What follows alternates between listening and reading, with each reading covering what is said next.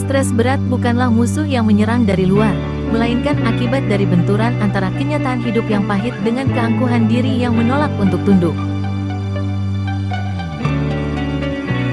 Tulisan ini adalah sebuah renungan tentang bagaimana kita bisa bangkit dari keterpurukan melalui satu pintu utama, penerimaan yang sepenuh hati.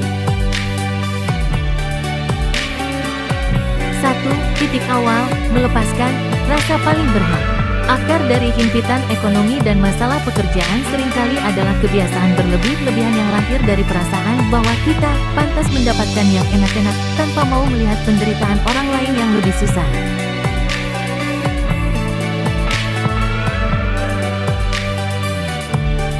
Jalan keluarnya bukanlah sekadar mengatur uang, melainkan keberanian untuk meruntuhkan gengsi yang selama ini membelenggu.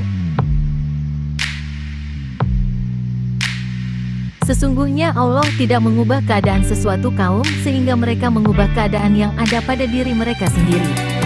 PS. Arad 11.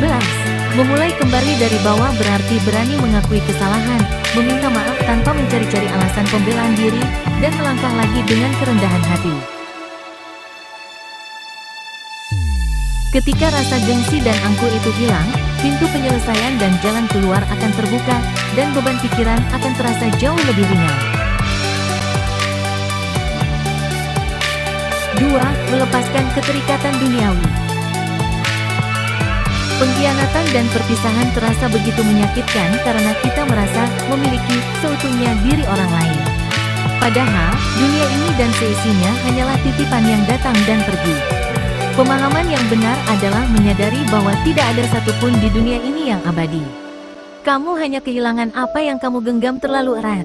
Siddhartha Gautama. Dengan tidak terlalu bergantung pada makhluk, kita belajar untuk mensyukuri kehadiran sesuatu tanpa rasa takut kehilangannya, dan merelakan kepergiannya tanpa merasa hancur.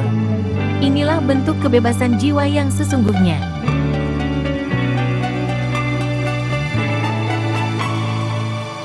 3. Keikhlasan sebagai penyembuh raga dan jiwa.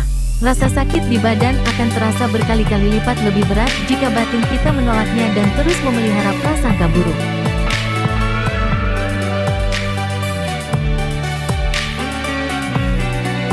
Begitu pula saat menghadapi musibah atau memikul tanggung jawab berat merawat keluarga. Kuncinya adalah menerima kenyataan itu secara utuh dan ikhlas. Boleh jadi kamu membenci sesuatu, padahal ia amat baik bagimu, dan boleh jadi pula kamu menyukai sesuatu, padahal ia amat buruk bagimu. Allah mengetahui, sedang kamu tidak mengetahui. QS Al-Baqarah 216. Keikhlasan adalah pembuka jalan. Saat kita berhenti melawan kenyataan, tenaga yang tadinya habis terkuras untuk mengeluh akan berubah menjadi kejernihan pikiran untuk mencari jalan keluar, seperti mencari alat bantu saat badan sakit, atau justru bergerak membantu orang lain saat musibah datang. 4. Menata kembali langkah kehidupan. Setelah keangkuhan berhasil diredam, langkah selanjutnya adalah menata kembali hidup kita. Namun, penataan apapun, baik itu urusan pekerjaan maupun kebiasaan sehari-hari, tidak akan pernah berhasil jika kesombongan masih bertakhta di hati. Urutannya harus benar. Padamkan dulu keangkuhan di dadamu, barulah tata kembali kehidupanmu.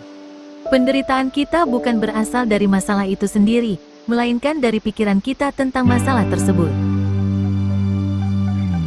Marcus Aurelius. Langkah-langkah perbaikan, seperti menyelesaikan masalah satu demi satu dengan tenang atau menjauhi lingkungan yang tidak sehat, akan terasa ringan dan mengalir dengan sendirinya setelah hati kita mencapai titik ikhlas dan ridho.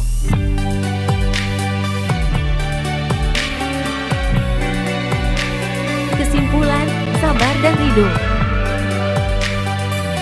Obat dari segala obat adalah sabar dan ridho.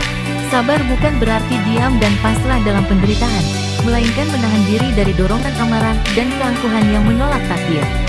Ridho adalah menerima ketetapan Tuhan dengan lapang dada. Jika dua hal ini dilakukan, maka jalan rezeki dan kemudahan akan datang kembali, meskipun tidak dalam waktu singkat, tetapi datang di waktu yang paling tepat. Karena sesungguhnya sesudah kesulitan itu ada kemudahan. Sesungguhnya sesudah kesulitan itu ada kemudahan. Qs. Asisya 5-6